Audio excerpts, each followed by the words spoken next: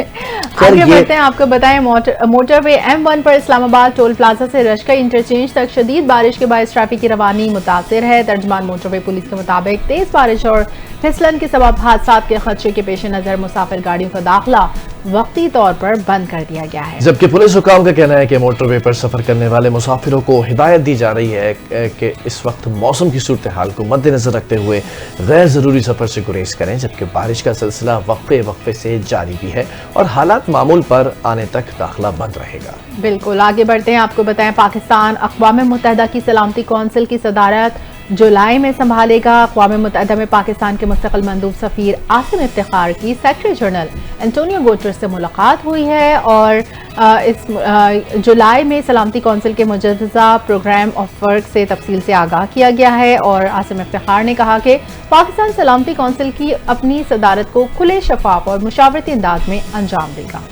बिल्कुल, Antonio Guterres और आसिम इफ्तिखार ने सलामती कौंसिल के एजेंडे पर मौजूद अहम और फौरी नौयत के आलमी अमन और सलामती के उमूर पर तफसीली तबादला ख्याल किया।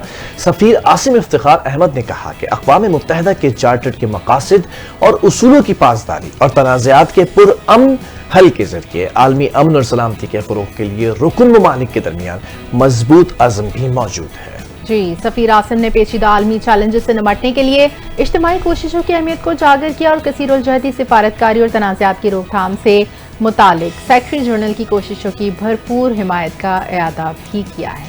जबकि पाकिस्तान और अमरीका के दरमियान जारी तिजारती मुज़ाकरात में अहम पेशरफ़्त सामने आई है। दोनों ममालिक ने आइंदा हफ्ते तक मुआहदे को हतमी शक्ल देने पर इत्तेफाक किया है। जबकि वज़ारत ख़ज़ाना के मुताबिक वफाकी वज़ीर ख़ज़ाना मोहम्मद औरंगज़ेब और अमरीकी वज़ीर तिजारत के माबैन बाहमी टैरिफ्स से मुताल्लिक वर्चुअल मीटिंग भी हुई है। और इस मीटिंग में दोनों ममालिक के माबैन तिजारती मुज़ाकरात में पेशरफ़्त के तहत अगले हफ्ते मुआहदे की तकमील पर इत्तेफाक तय पाया है। इजलास में फरीक़ैन ने जारी मुज़ाकरात पर इत्मीनान का इज़हार किया और इस अज़्म का इआदा किया कि तकनीकी सतह के तमाम उमूर आइंदा हफ्ते तक मुकम्मल कर लिए जाएंगे।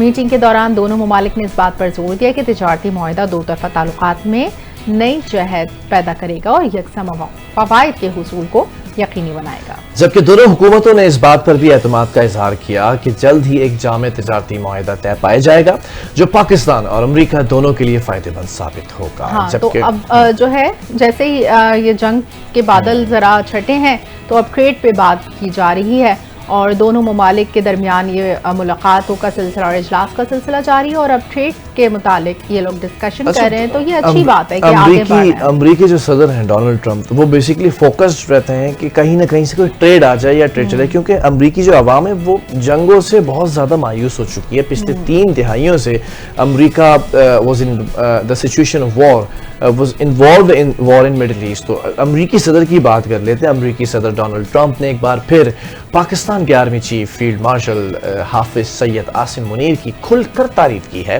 कि नेटो जो समिट है उसके आलमी फोरम पर खिताब करते हुए ट्रंप ने कहा कि पाकिस्तान के आर्मी चीफ फील्ड मार्शल हाफिज सैयद आसिम मुनीर एक बहुत अच्छे और बावकार इंसान है और उनकी क़यादत काबिल सताइश है। अच्छा, इस खिताब में मैंने सुना कि जो डोनाल्ड ट्रंप हैं उनके मुंह से कुछ वही नाम गलत लिया उन्होंने, आसिम इफ्तिखार, उन्होंने कुछ ऐसा कहा कि आसिम मुनीर को कुछ उन्होंने गलत नाम लिया था।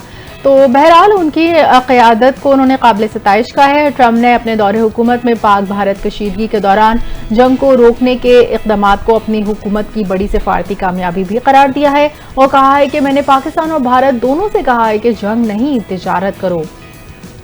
बिल्कुल, और दोनों ममालिक की सियासी और अस्करी क़यादत ने भी जंगबंदी के लिए फौरी रज़ामंदी ज़ाहिर की और ख़ास तौर पर पाकिस्तान की क़यादत ने इंतहाई बहादुरी और दानिशमंदी का मुज़ाहरा भी किया। जबकि ट्रंप का कहना था कि मैं फील्ड मार्शल हाफिज सैयद आसिम मुनीर की कायदाना सलाहियतों और पाकिस्तान की अफवाज की पेशा वराना महारत के मोतारिफ हूँ।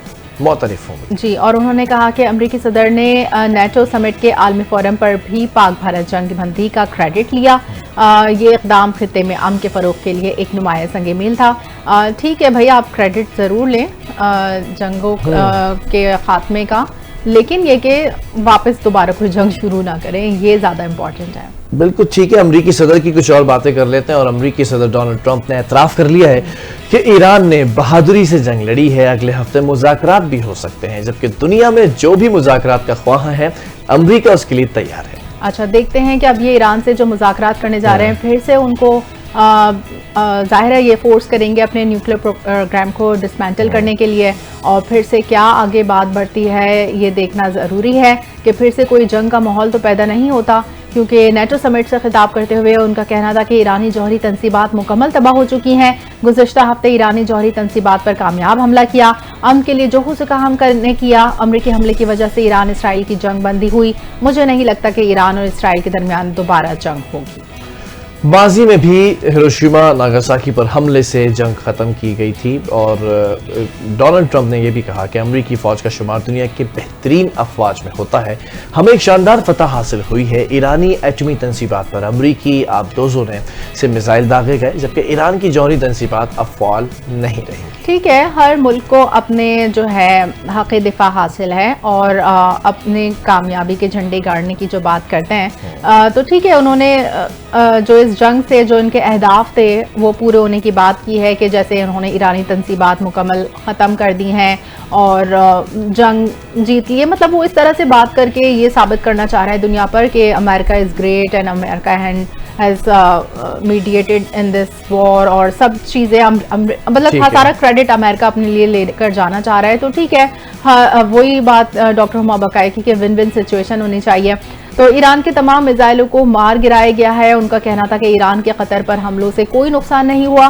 कतर में अमरीकी एयरबेस को पहले ही खाली कर दिया गया था। अच्छा, ईरान एक तरफ कह रहा है कि हमने अपनी तंसीबात वहां से मूव कर ली थी, और यहाँ पर ये कह रहे हैं कि जैसे कतर में अमरीकी जो एयरबेस थी उसको पहले से खाली कर दिया गया था।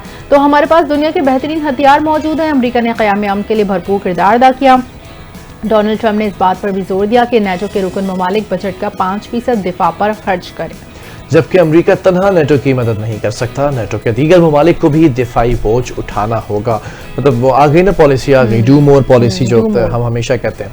जबकि पाकिस्तान में कुछ बात करते हैं मुहर्रम उल हराम के हवाले से। मुहर्रम उल हराम का चांद देखने के लिए मरकजी रोयत हिलाल कमेटी का इजलास आज होगा। इजलास की सदारत चेयरमैन मौलाना अब्दुल खबीर आज़ाद करेंगे, जबकि मुल्क भर में जोनल रोयत हिलाल कमेटीज के इजलास भी अपने मुताल्लिका शहरों में मुनक़िद किए जाएंगे। तर्जुमान इस्पार्को के मुताबिक मुहर्रम का चांद 25 जून को दोपहर 3:32 पर पैदा हो चुका है, और 26 जून को गुरूब आफ्ताब के वक्त चांद की उम्र तकरीबन 28 घंटे होगी, जिसके बाद इस चांद की वाज़ेह रोयत के कवी इम्कानात मौजूद हैं।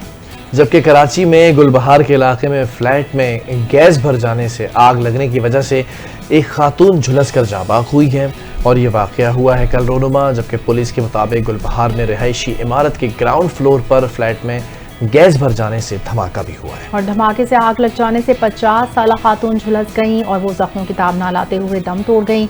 मुमकिन तौर पर शॉर्ट सर्किट के बायस या आग जलाने से धमाका हुआ है ये, और पुलिस वाक़े की तहकीकात कर रही है।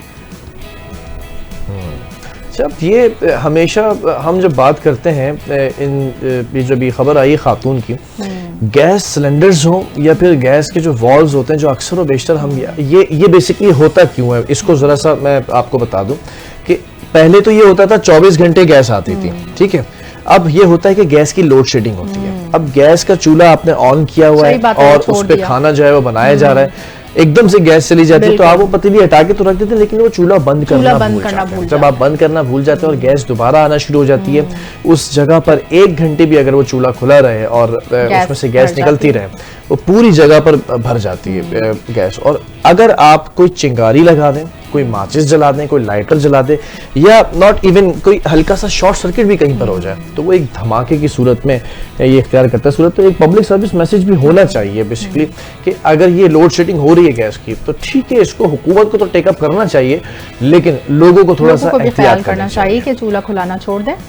ठीक है, यहाँ पर वक्त हुआ एक ब्रेक का। ब्रेक के बाद हाजिर होंगे और कुछ मजीद खबरों की तफसीलात शामिल करेंगे। Stay with us.